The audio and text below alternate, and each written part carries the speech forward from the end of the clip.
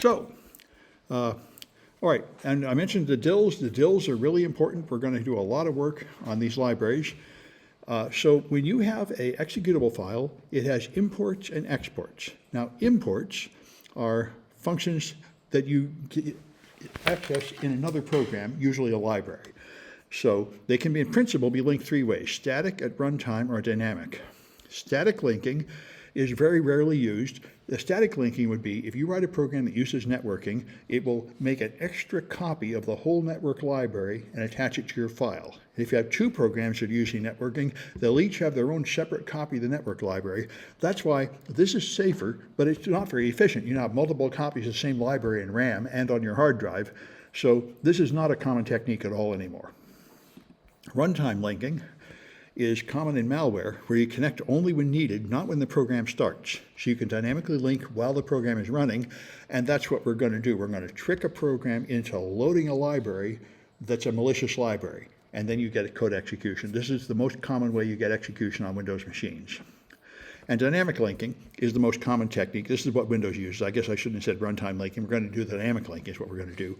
And what happens here is when the program is loaded, it looks in the header for all the DILs. You've already seen that when you looked at strings and stuff. And it tries to load all those libraries. And therefore, you get the famous DIL error. It's been a big problem in Windows since the start. The program can't start because some DIL is missing from your computer. It tries to find all the libraries, and if it can't find it, it complains. All right, so the PE header lists every library, and it lists every function in the library. Hello, what's up? This is malware analysis. I'm actually the teacher, not Richard Wu. Are you looking for malware analysis or forensics? Yeah. Yeah, this is malware analysis, TNet 126. Yep, let me see.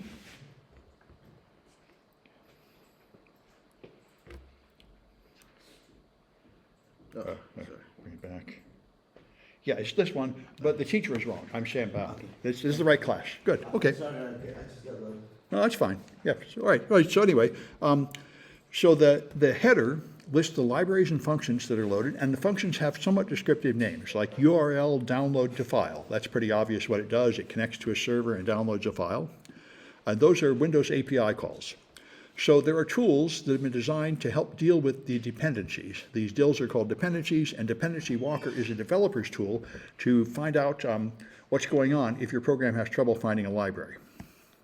So here's, for example, services.exe, a Windows executable, and as you can see, it uses a lot of libraries. ntdil.dil, and these ones with long, complicated names. A typical commercial software will use a lot of libraries.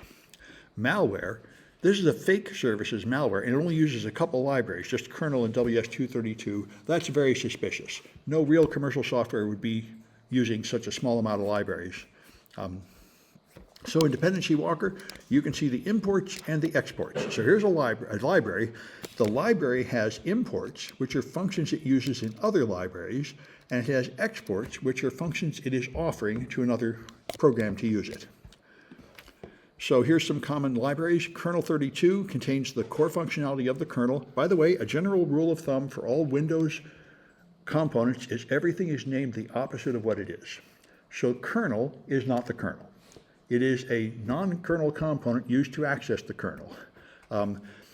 Advanced API, this is true. This gives you access to Windows components like Service Manager and Registry. User 32 contains user interface components like buttons and scroll bars. GDI contains graphics components. ntdil is the interface to the Windows kernel. Kernel 32 is also, you go through kernel 32 to ntdil, which is the low-level library, and that goes to NTOS kernel, which is the actual kernel. And you'll learn this in great detail as we go ahead because we're going to be analyzing each of those steps. These are Windows sockets. These are the classic low-level libraries. In the early days, DOS and Windows neglected the internet, and they even used a non-TCP/IP protocol for networking on local area networks. And Microsoft discovered eventually that the internet was actually important, and so they sort of rushed to add it in. So these are the Unix raw sockets. The internet is a Unix production. The point of the internet, Unix was the operating system to unify the proprietary operating systems on mainframe computers. And after they had Unix running on all the mainframes, they invented TCP/IP so the mainframes could talk to each other, and they invented Berkeley standard sockets at Berkeley. They invented the basic way to make network connections from one machine to another, and those are what's called raw sockets. And there's a series of about 8 functions like send and connect and open and close. And then they ported them to Windows, and that's what these are, WinSock, Windows raw sockets. This is not what most people use anymore. They use higher level things like URL download to file that does a whole complicated function, a whole handshake and then a connection and then an HTTP request. But these are the low-level functions to handle raw network connections. WinINet is what a normal developer would use. These have high-level functions that will implement things like HTTP that you want to use by using a combination of these low-level sockets. So DILs export functions, which means they offer a whole bunch of functions to other programs. EXEs import functions typically, and an EXE typically only has one export, which is main or start. How you start it. You're only supposed to start it at one location, and that's it. Libraries, of course, have many places you can start them because they offer many different functions.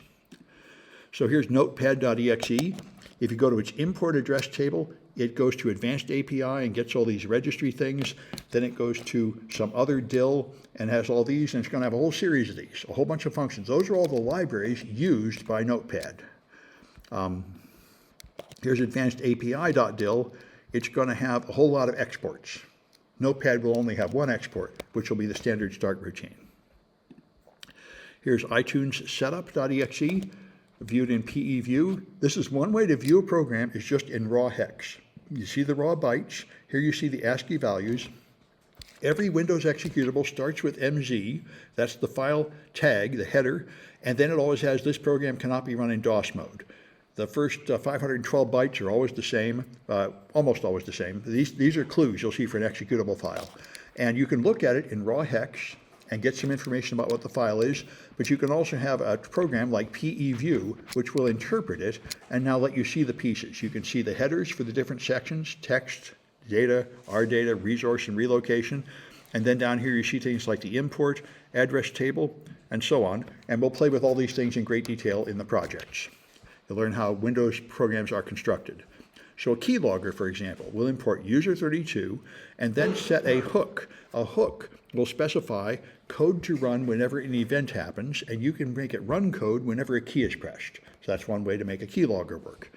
So it'll use register hotkey to find a special keystroke to harvest the data. So these are the sort of things you might see in a keylogger. This is why a simple tool that just looks only at the header or even just the strings can be used to deduce what a program does by just looking at what Windows functions it uses. And by the way, this is an important thing to understand. The kernel is written by Microsoft and you can't change it.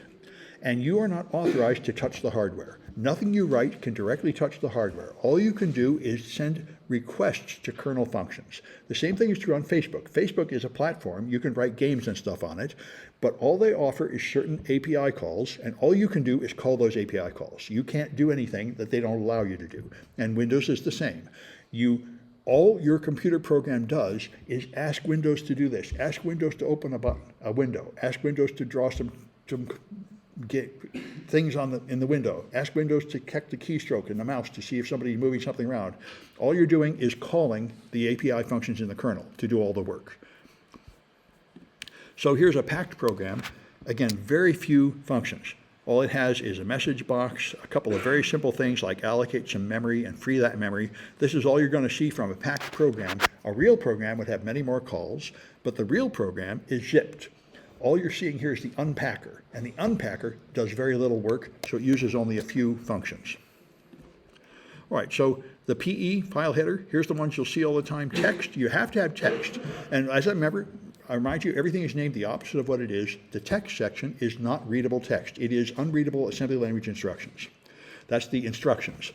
And you must have that, or you don't have an executable file. There's nothing to execute. These are the executable instructions. The imports and exports are in the RData section. Global data is here, and resources, where you typically have strings and icons and things like that. And there may be other sections, but you'll almost always see these. So PE view here shows you the structure. Here's Notepad again, text, data, resource, and relocation. All right. And it has a time date stamp. Every program has a time date stamp created typically by the compiler when you make it, and so this is what a lot of people use to attribute files. Kaspersky does this a lot. They will take the time date stamp, you'll find some malware, it'll have maybe 6 executable files. You look at the time date stamp and you see what time they were compiled and figure out broadly what nation they were in, because it's probably in working between 9 to 5 somewhere. So they say this appears to be coming from America, this appears to be coming from China. In a broad sense, that's how you can do the first layer of attribution, trying to figure out who wrote the malware. Of course, there are compilers that don't bother to fill this in, like Delphi. Everything will always claim to be in 1992, so that's the thing. And you could, of course, change that date stamp because it's not important for the running of the code. But most people don't. They just use a program like Visual Studio to compile it and let the default date stamp go on there. So the image section header has the size of the raw data on the disk and the virtual size, which is how much RAM it takes up. The file on disk has all these sections rammed into each other. When you put them in RAM, you allocate RAM sections, and it always ends in an even thousand. So it takes a little bit more RAM than it does on the disk because it spreads out a little when you load them in RAM. All right, and packed executables will show a virtual size much larger than the size of the raw data because the data is zipped, and it has to be unzipped to put in RAM. So this is not packed. And so your size of raw data is A1000, and the virtual size is A68C, basically the same. As you can see, here's how big it is.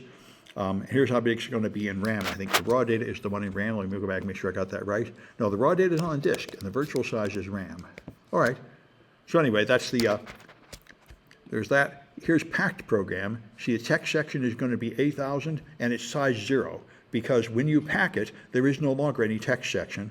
All the packed data is stuck in some other area down here, like the resource.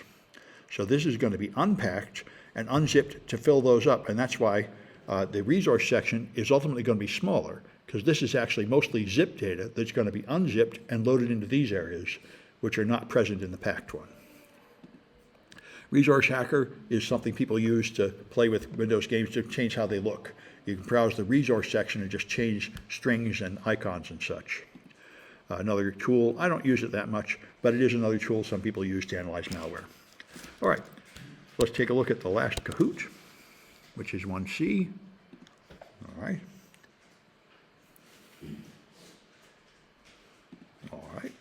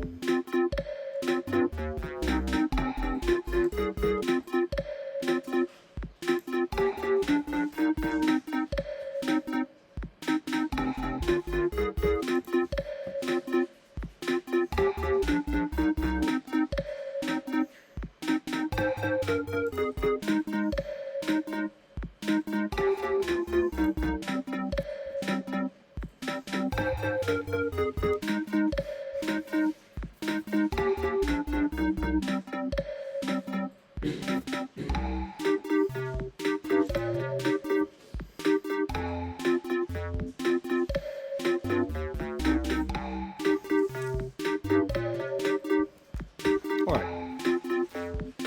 Probably time to get going.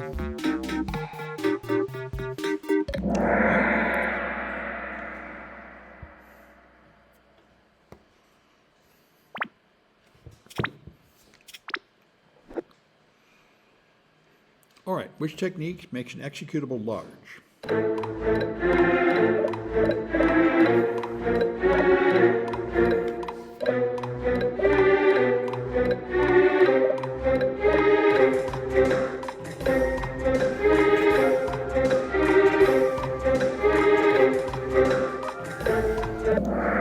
That's static linking. That attaches a whole copy of every library to your file, making it big. That's why it's not commonly done anymore. All right. All right, which technique is most common for normal Windows executable?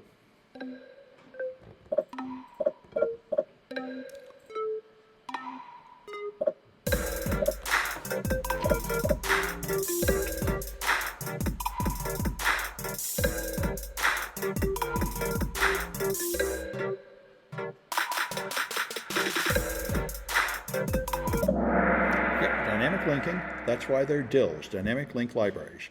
That's what Microsoft uses.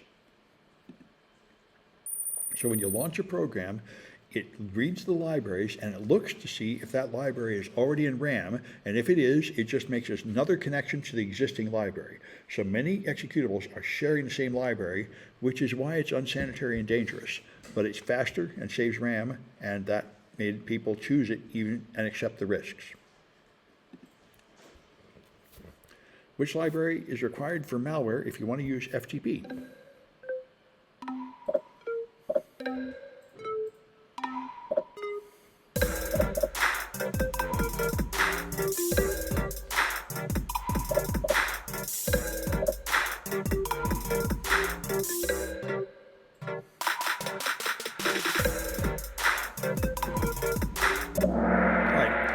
Now, I could phrase this a little better, but what you would normally use is WinINet to use FTP. Then you'll have FTP functions you can run.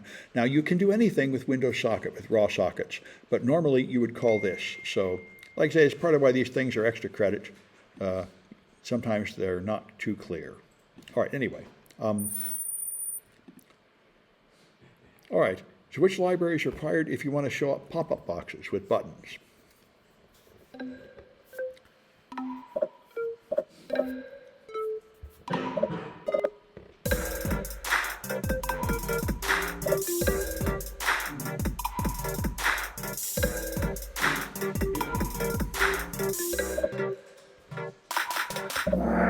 User 32, that's the user interface. Things the user sees and clicks on are in there. All right, which library is not normally used by EXEs and therefore might indicate a malicious intent? All right.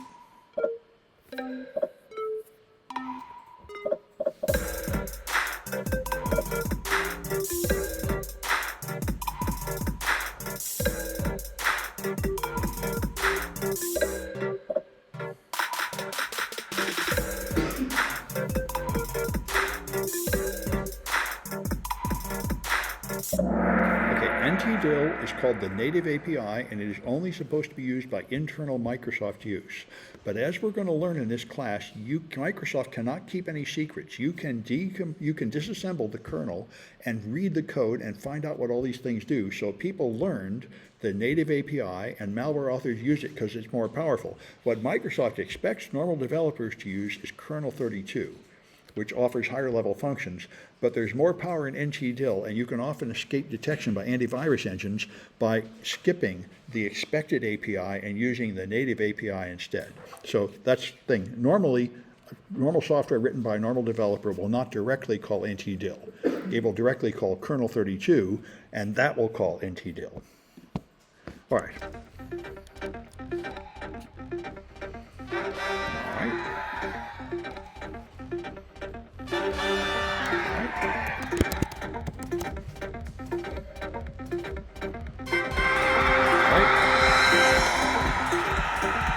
So I'm going to stop this video.